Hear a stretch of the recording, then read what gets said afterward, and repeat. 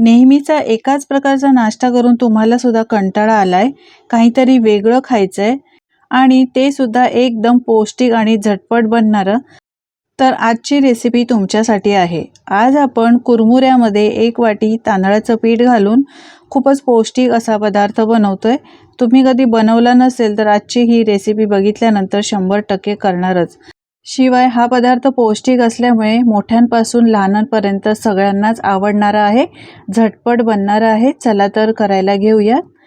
चला तर सुरुवात करूयात। यासाठी इथे मी 1 वाटी कुरमुरे घेतलेले आहेत।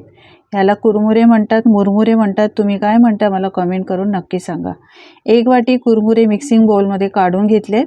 आता पाणी घालूया आणि 2-3 वेळा स्वच्छ पाण्याने धुवून घेऊया, कारण यामध्ये धूळ असते, माती असते। यासाठी घेण्यापूर्वीच आपल्याला हे चांगले धुवून घ्यायचे आहेत। तर हे 2-3 पाण्याने मी स्वच्छ नळाखाली सुद्धा चांगले धुवून घेतलेले आहेत। आता यानंतर हे काढून घेऊया। मुरमुरे काढायचे असे हाताने आणि दाबून घ्यायचे, म्हणजे यामधलं पाणी वेगळं काढता येईल। यानंतर एका ताटामध्ये मी सगळे काढून घेतलेले आहेत। कचरा काय असेल यामध्ये तर तो काढून टाकायचा।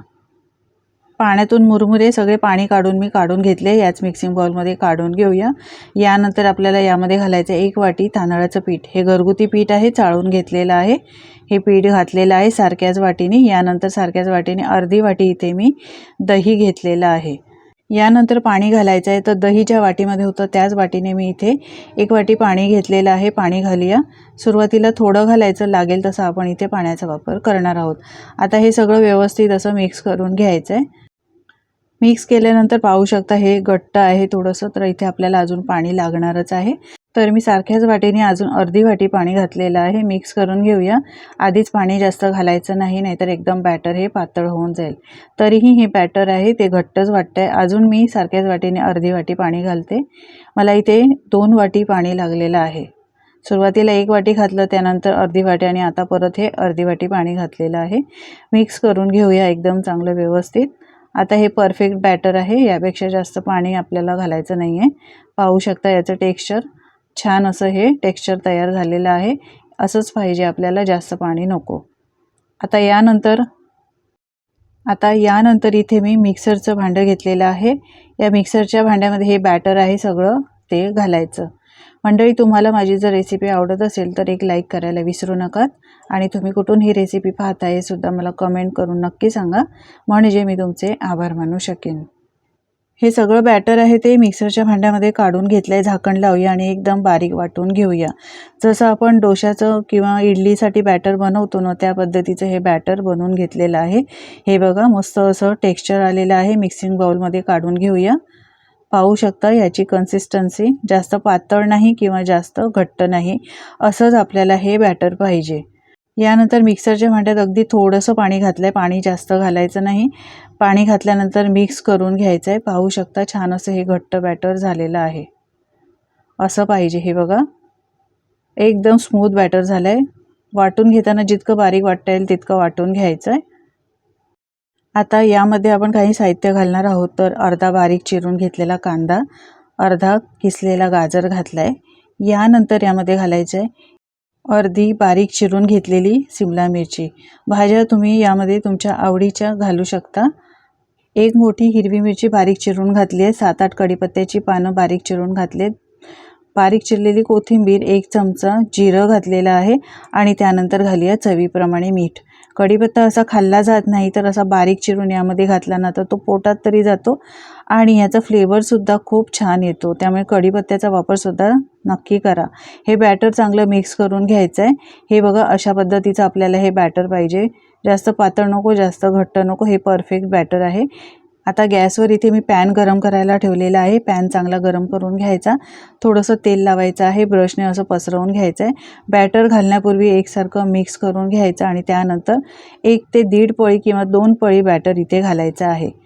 मस्त आपण पौष्टिक असा कुरमुऱ्याचा डोसा बनवतोय। खायला खूप छान लागतो मंडळी, एकदा तुम्ही नक्की करून बघा। बॅटर असं हे पसरवून घ्यायचं आहे पातळ लेअरमध्ये, जास्त जाडा लेअर ठेवायचा नाही। पातळ लेअरमध्ये पसरवलं की ते पटकन शेकलं जातं आणि कच्चं सुद्धा कुठेही राहत नाही। यामध्ये भाज्या घातलेल्या सगळ्या चांगल्या भाजल्या जातात।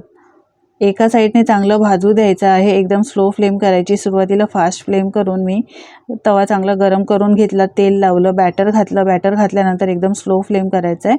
1-2 मिनटं एका बाजूने शेकून झाल्यानंतर याला पलटून घ्यायचं आहे आणि दुसऱ्या बाजूने सुद्धा चांगलं शेकून घ्यायचं आहे. पाहू शकता काय सुरेख असा रंग आलेला आहे. आता यानंतर याला परत उलटून घेऊया. कुठे कच्चा असेल तर दुसऱ्या बाजूने परत एकदा भाजून घेऊया. मस्त असा रंग आलेला आहे. पहा, चवीला एकदम भारी लागतो. आपण यामध्ये भाज्या घातल्या आहेत. तुम्ही मुलांच्या आवडीच्या किंवा तुमच्या आवडीच्या भाज्या यामध्ये घालू शकता. असं जाळीवर काढून घ्यायचं आहे, म्हणजे याची एक्स्ट्राची वाफ आहे ती निघून जाईल आणि अशा एखाद्या जाळीवर काढल्यामुळे ओलसर होत नाही, पाणी सुटत नाही. आता अजून एक डोसा तुम्हाला बनवून दाखवते. गॅसची फ्लेम आपण पहिला डोसा बनवताना स्लो केली होती. आता हे दुसऱ्या डोस्याचं बॅटर घालताना गॅसची फ्लेम एकदम फास्ट करायची, तापवून घ्यायचं, तेल लावायचं आणि त्यानंतर हे बॅटर घालायचं आहे. पसरवून घ्यायचं पातळ लेअरमध्ये आणि त्यानंतर गॅसची फ्लेम स्लो करायची. स्लो फ्लेमवर आपल्याला हे चांगलं एका बाजूने भाजून घ्यायचं आहे. त्यानंतर याला पलटून घ्यायचं आणि दुसऱ्या बाजूने सुद्धा चांगलं भाजून घ्यायचं आहे. पहा, याला सुद्धा खूप मस्त असा रंग आलेला आहे. थोडंसं वरून प्रेस करून घ्यायचं. भाज्या कच्च्या असतील तर त्या चांगल्या शिजल्या जातील. आता हा डोसा आपण काढून घेऊया. मस्त असा डोसा आपला पौष्टिक तयार झालेला आहे. मंडळी, तुम्ही कधी कुरमुऱ्यापासून असे हे डोसे बनवलेले आहेत का? बनवले नसतील तर एकदा बनवून बघा. खूपच छान लागतात चवीला. नेहमीचे आपले तांदळाचे, उडदाच्या डाळीचे आपण म्हणजे इडलीचे बॅटर बनवतो. वेगवेगळ्या बॅटरचे आपण बनवतो, पण एकदा मुरमुऱ्यापासून तुम्ही कधी बनवले नसेल तर या पद्धतीने बनवून तर बघा. हे पहा, किती मऊ लुसलुशीत असा हा कुरमुऱ्याचा डोसा तयार झाला. एकदम सॉफ्ट बनतो आणि दिवसभर असाच मऊसूद राहतो. सध्या मुलांना उन्हाळ्याच्या सुट्ट्या सुरू आहेत. काही वेगळं खायचं असेल मुलांना तर आयत्या वेळी तुम्ही असा झटपट आणि पौष्टिक डोसा बनवून मुलांना देऊ शकता. नक्की बनवून बघा आणि बनवून बघितल्यानंतर तुमचे अनुभव माझ्यासोबत शेअर करा. आजची रेसिपी कशी वाटली कमेंट करून सांगायला विसरू नका. आवडली असेल तर मित्रमंडळी आणि कुटुंबासोबत शेअर करा.